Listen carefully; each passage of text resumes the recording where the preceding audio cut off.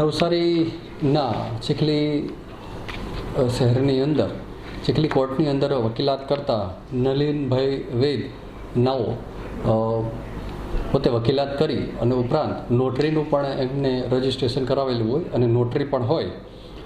તો બનાવ એવો હતો કે નવસારી કોર્ટની ચીખલીની કોર્ટની અંદર નલિનભાઈ વૈદના ખોટા સિક્કા તથા એનું ખોટું સ્ટીકર નોટરીનું કોઈ વ્યક્તિએ ડુપ્લિકેટ બનાવી અને એના નામનો ઉપયોગ કરી અને એફિડેવિટ કરેલાનું નલિનભાઈના ધ્યાનમાં આવતા નલિનભાઈએ થોડી તપાસ કરી, પોલીસની મદદ લઈ અને ખબર પડી કે સોહેબ શબ્બીર મંસૂર આલીપુરનો રહેવાસી છે.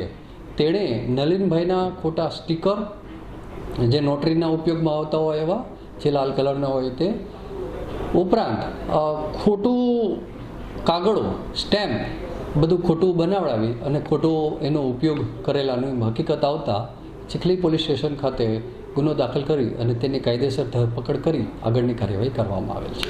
ડુપ્લિકેટ સિક્કાઓ પણ બનાવવામાં આવ્યા? હા, એ નલિનભાઈના ખોટા ડુપ્લિકેટ સિક્કાઓ જે નોટરાઇઝ હોય છે એ પણ એણે ખોટા બનાવેલા છે. તમારું? નરેન્દ્રકુમાર બાલચંદ્ર વૈદ્ય.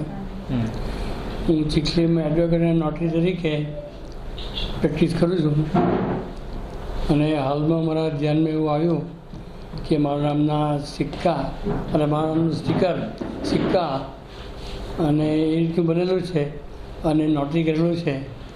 એ ધ્યાન પર આવતા મેં એ બાબતે ફરિયાદ કરી કે કોઈ સામે મારા સિક્કા નોટરી અને મારી સહીનો દુરુપયોગ કરેલો છે. લાલબત્તી સમાન કિસ્સો ગણી શકાય?